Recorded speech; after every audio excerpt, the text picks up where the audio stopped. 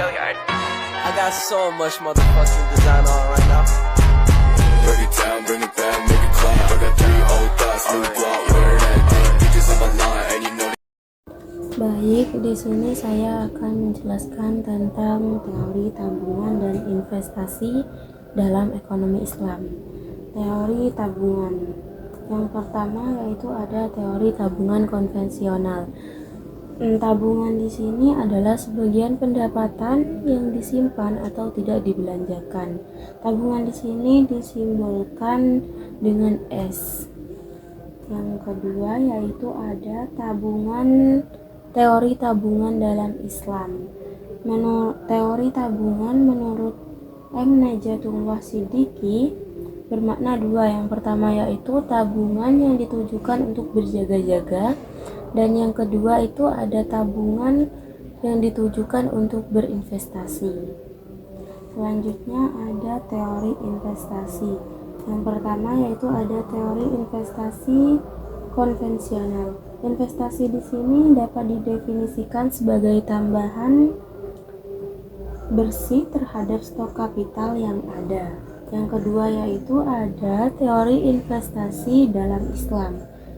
Teori investasi dalam Islam tentu berbeda dengan teori investasi konvensional.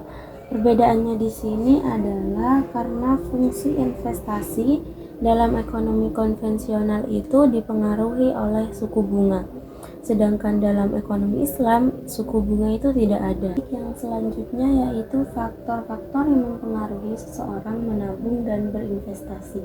Faktor yang pertama yaitu faktor yang mempengaruhi tabungan dalam konsep ekonomi konvensional. Yang pertama yaitu ada kekayaan. Di sini kekayaan yang telah terkumpul. Yang kedua yaitu adanya suku bunga. Dan yang ketiga sikap berhemat. Keempat keadaan perekonomian.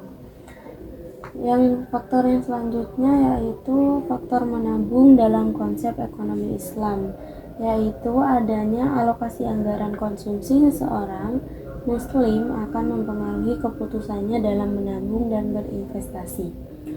Yang ketiga yaitu ada faktor investasi dalam konsep ekonomi konvensional. Di sini yang pertama ada tingkat keuntungan yang diramalkan akan diperoleh dan suku bunga. Yang kedua yaitu ada kemajuan teknologi, dan yang ketiga adanya keuntungan yang diperoleh perusahaan.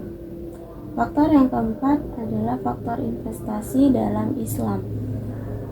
Yang pertama adanya sanksi terhadap pemegang aset yang kurang atau tidak produktif. Yang kedua yaitu dilarang melakukan berbagai bentuk spekulasi dan segala macam judi. Yang ketiga yaitu tingkat bunga untuk berbagai pinjaman sama dengan 0. Sekian dari penjelasan dari saya, kurang lebihnya mohon maaf.